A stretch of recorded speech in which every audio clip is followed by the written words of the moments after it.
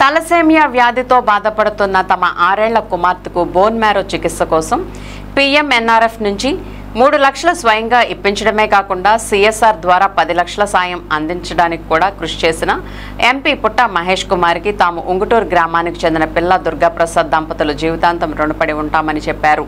ఏలూరు జిల్లా ఉంగుటూరు గ్రామానికి చెందిన పిల్ల దుర్గాప్రసాద్ దంపతుల కుమార్తె తలసేమియాతో బాధపడుతున్న సంగతి స్థానిక AMC మాజీ చైర్మన్ విజయ్ కుమార్ దృష్టికి రాగా ఆయన బాలిక పరిస్థితిని ఏలూరు MP పుట్ట మహేష్ కుమార్ దృష్టికి తీసుకువచ్చారు.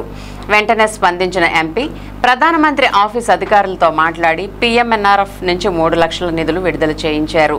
అంతేకాకుండా తలసేమియా బాలసేవ యోజన కింద కోల్ ఇండియా వారి ద్వారా CSR కింద మరో 10 లక్షలు మంజూరు కృషి చేశారు. ఈ సందర్భంగా బాలిక తల్లిదండ్రులు MP పుట్ట మహేష్ కుమార్ కు ధన్యవాదాలు తెలిపారు. తమకు MP కృషితో 13 లక్షలు మంజూరయ్యాయని, MP మేలు ఎప్పటికీ మర్చిపోలేమని తెలిపారు.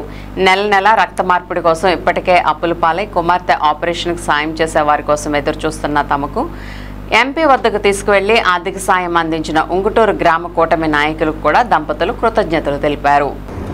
మాది ఉంగుటూరు గ్రామం అండి.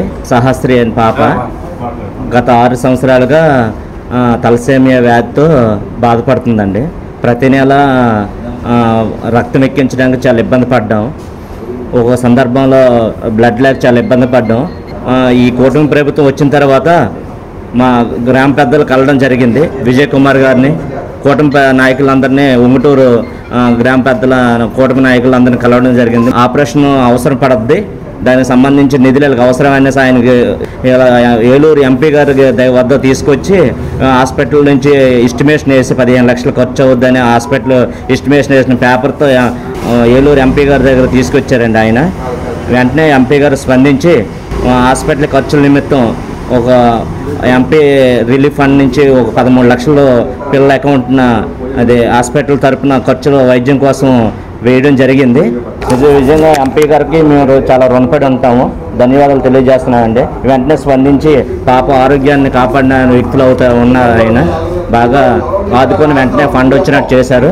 ఈ 2-3 రోజుల్లో ఆపరేషన్ కూడా పాపకు చేస్తామని చెప్పారు. MP గారికి కూడా ధన్యవాదాలు తెలియజేస్తున్నాము.